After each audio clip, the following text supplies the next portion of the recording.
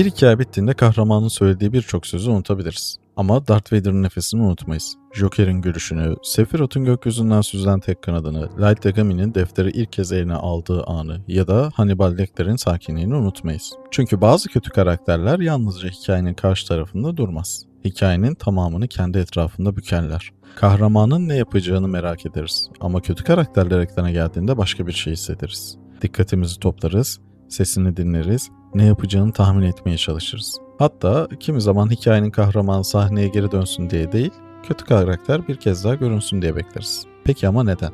Neden doğru olanı yapan kahramanlar yerine yalan söyleyen, ihanet eden, insanları yönlendiren ve kimi zaman dünyayı yok etmek isteyen karakterlere daha fazla ilgi duyuyoruz? Bu onları haklı bulduğumuz anlamına mı geliyor? Yoksa iyi yazılmış bir kötü karakter içimizde görmek istemediğimiz bir şey mi dokunuyor? Bugün kötü karakterleri neden sevdiğimizi, psikolojik, anlatısal ve etik yönleriyle konuşacağız. Çünkü kötülükleri sevmemizin tek bir nedeni yok. Kimi zaman güçlerini seviyoruz. Kimi zaman özgürlüklerini, kimi zaman taşıdıkları yaraları anlıyoruz. Kimi zaman da onlardan nefret ettiğimiz halde gözlerimizi üzerinden ayıramıyoruz. Bu karanlık yolculuğa başlamadan önce videoyu beğenmeyi ve kanala abone olmayı unutmayın. Çünkü şimdi kötülüğün neden bazen iyilikten çok daha güçlü bir iz bıraktığını yakından bakacağız. Ve bu belki de birazcık rahatsız edecek. Kahramanların büyük bölümü hikayenin başında mevcut düzeni korumaya çalışır. Evlerini, ailelerini, ülkelerini veya inandıkları değerleri savunurlar. Kötü karakterler ise düzenin devam etmesini istemez. Dünyayı değiştirmek isterler. Bu değişimin daha iyi mi yoksa kötü mü sonuç vereceği ikinci meseledir.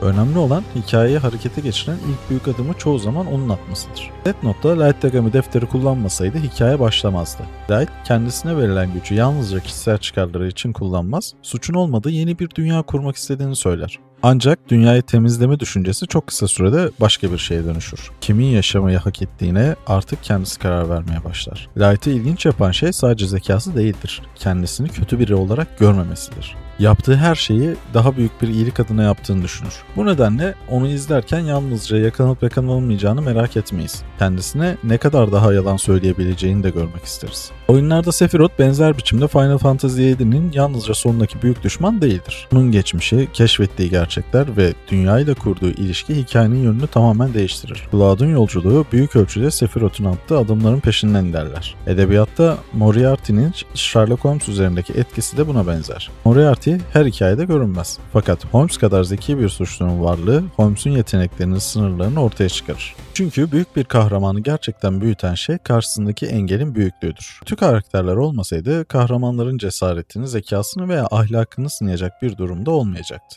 Bu yüzden iyi bir kötü karakter hikayede karanlık bir ayrıntı değildir. Hikayenin motorudur. Kahramanlar bize dünyanın nasıl kurulacağını gösterir, kötü karakterler ise o dünyanın nereden kırılabileceğini gösterir.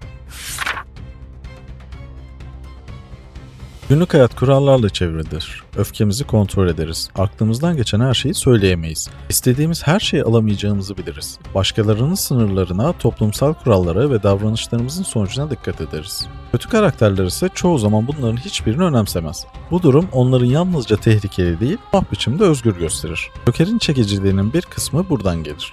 Joker'in mutlak, büyük ve tutarlı bir dünya görüşüne sahip olması gerekmez. O, kuralların aslında düşündüğümüz kadar sağlam olmadığını göstermeye çalışır. İnsanların ahlaklı davranmasının nedenini iyiliklerine değil rahat koşullara bağlar. Düzeni bozulduğunda herkesin içindeki karanlığın ortaya çıkacağına inanır. Onu izleyen bir kişi Joker gibi olmak istemeyebilir. Fakat onun kimsenin söylemeye cesaret edemediği şeyleri söylemesini ilgiyle takip eder. Anime tarafında Dio da benzer bir sınırsızlık duygusu taşır. Dio başkalarının kurallarına göre yaşamayı reddeder. Gücü yalnızca hayatta kalmak için değil, kendisini bütün insanların üzerine yerleştirmek için ister. Jojo evreninde onu bu kadar unutulmaz yapan yalnızca yetenekleri değildir. Girdiği her ortamı kendi sahnesine dönüştürmesidir. Oyunlarda Trevor Phillips'in yarattığı etki de büyük ölçüde kontrolsüzlüğünden gelir. Trevor, oyuncunun gerçek hayatta yapamayacağı ve çoğu zaman dönüşmek bile istemeyeceği davranışların vücut bulmuş halidir. Öngörülemezdir, rahatsız edicidir, komik olduğu kadar korkutucudur. Fakat burada önemli bir ayrım yapmak gerekiyor. Bir karakterin sınırsızlığını izlemekten keyif almak, onun davranışlarını onaylamak değildir. Kurgu bize güvenli bir mesafe sunar. Karanlığa yaklaşırız ama onun içinde yaşamak zorunda değiliz. Kötü karakterler bizim yerimize çizgiyi aşar, biz de çizginin diğer tarafından ona bakarız. Belki de bu yüzden kötü karakterlerin özgürlüğü bize çekici gelirken sonuçları korkutucu gelir. Çünkü aslında istediğimiz şey onlar gibi olmak değildir. Onların hiçbir sınır tanımadan yaşamasının nereye varacağını görmektir. İyi karakterlerin güven vermesi gerekir. Kötü karakterlerin ise hatırlanması. Bu nedenle kötülerin tasarımı çoğu zaman daha belirgin, daha teatral ve daha semboliktir. Darth Vader'ı yalnızca silüetiyle tanıyabiliriz. Siyah zırhı, pelerini, mekanik nefesi ve ağır yürüyüşü bize karakter konuşmadan önce bile onun kim olduğunu anlatır. Vader'ın görüntüsünde insan ile makine arasında sıkışmış bir şey vardır. Gücü görünür ama aynı zamanda hayatta kalabilmek için o zırha mahkumdur. Dışarıdan baktığımızda bir korku simgesidir. İçeriden baktığımızda ise kendi seçimlerinin içine hapsolmuş bir insandır. Anime dünyasında makinenin yarattığı tehdit ise çok daha sessizdir.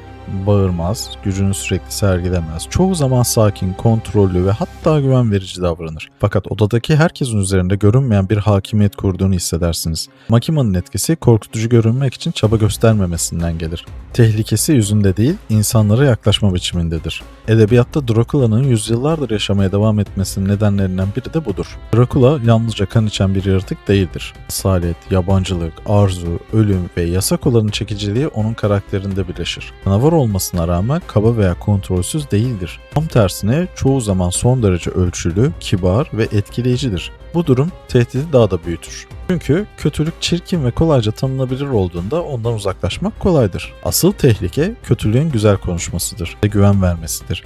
Kendisini bir çözüm gibi sunmasıdır. İyi tasarlanmış bir kötü karakter bu yüzden yalnızca güçlü değildir. Kendisinden yayılan bir fikri taşır. Kostümü, sesi, hareketleri ve konuşma biçimi aynı duyguyu destekler. Biz o kötü karakteri sevmiyor olsak bile onun sahneye girdiği anı bekleriz. Çünkü varlığı hikayenin havasını değiştirir.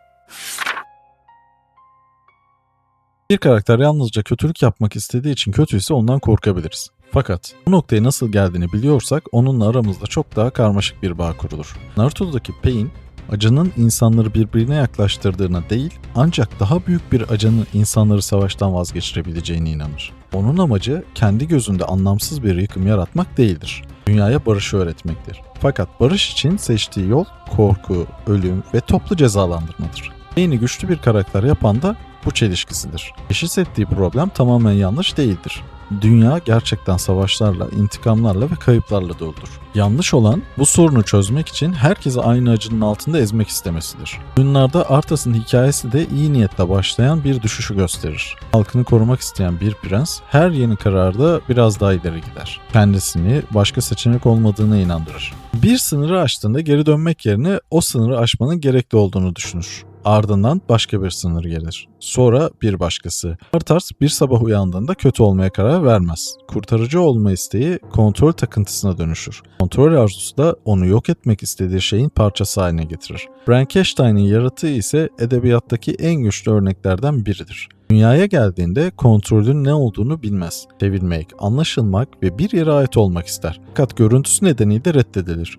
Yaratıcısı bile ondan kaçar. Zamanla yalnızlığı öfkeye, öfkesi intikama dönüşür. Bu, yaratığın yaptığı her şeyi haklı çıkarmaz. Fakat şu soruyu sormamızı sağlar. Bir canavarı yaratan yalnızca onu hayata getiren kişi midir? Yoksa onu sürekli dışlayan dünyada bu yaratımın bir parçası mıdır? Trajik kötü karakterleri sevmemizin nedeni onları masum bulmamız değildir. Onlarda farklı şartlar altında bizim de dönüşebileceğimiz bir ihtimali görmemizdir. İyi ile kötü arasındaki çizginin doğuştan gelmediğini fark ederiz. Bu çizgi kimi zaman korkuyla, kayıpla, aşağılanmayla ve verilen küçük kararlarla aşılır. En rahatsız edici kötü karakterler de tam olarak burada ortaya çıkar. Onlara bakıp ben asla böyle olmazdım diyemeyiz. Yalnızca aynı seçimleri yapmak zorunda kalmam diyebiliriz.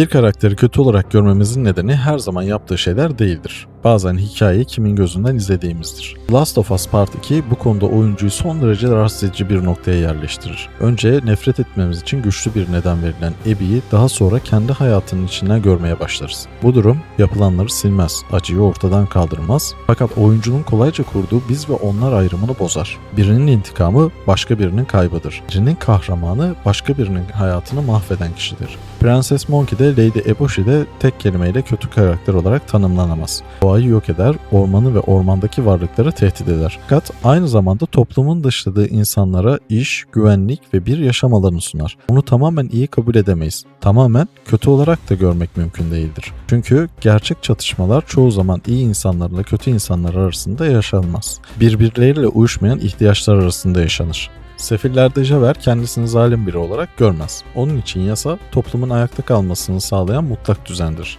Jean Valjean'ın değişmiş olabileceğini kabul ederse bütün dünya görüşü çökecektir. Çünkü Javert insanın değişebileceğine inanırsa yasayla adaletin her zaman aynı şey olmadığını kabul etmek zorunda kalır. Bu yüzden Valjean'ı takip etmesi yalnızca görev değildir.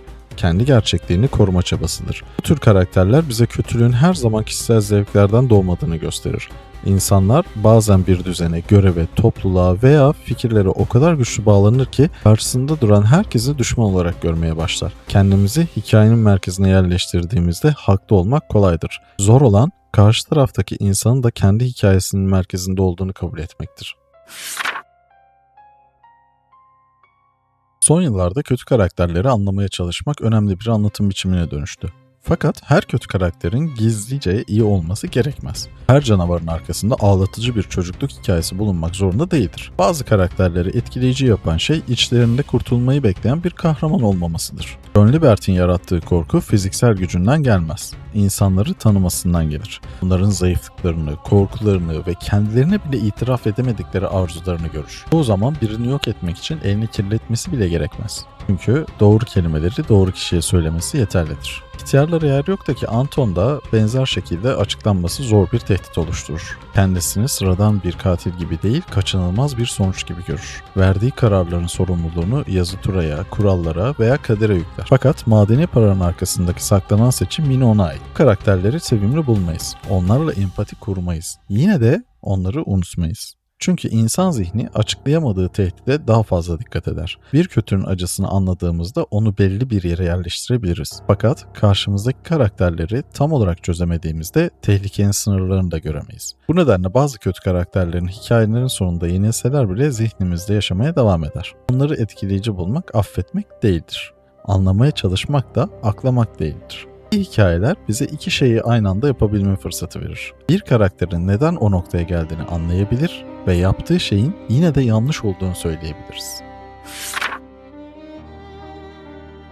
Kötü karakterleri kahramanlardan daha çok sevmemizin nedeni kötülüğe gizlice hayran olmamız değil. Kötü karakterlerin hikayenin sınırlarını daha fazla zorlamasıdır. Kahraman bize ne olmamız gerektiğini gösterir. Kötü karakter ise neye dönüşebileceğimizi. Çünkü bir insanın kötülük yapmaması her zaman iyi olduğu anlamına gelmez. Belki yalnızca fırsatı olmamıştır.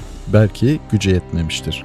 Belki de karşısına gerçekten zor bir seçim hiç çıkmamıştır. Asıl erdem kötülük yapamayacak kadar güçsüz olmak değil, kötülük yapabilecek güce ve fırsata sahipken yine de iyiliği seçebilmektir. İşte iyi yazılmış kötü karakterler bizi tam olarak bu noktada rahatsız eder. Bize yalnızca onların ne kadar ileri gidebileceğini göstermezler. Biz aynı güce, aynı öfkeye ya da aynı fırsata sahip olsaydık nerede duracağımızı da sorgulatırlar. Kahraman düzeni korur. Kötü karakter düzenin zayıf noktasını bulur. Kahraman çoğu zaman doğru cevabı arar. Kötü karakter ise sormaktan korktuğumuz soruyu sorar. Gücün olsaydı gerçekten adil davranır mıydın? Sevdiğin birini kurtarmak için kaç kişiyi feda ederdin? Dünya sana sürekli zarar verseydi hala iyi kalabilir miydin?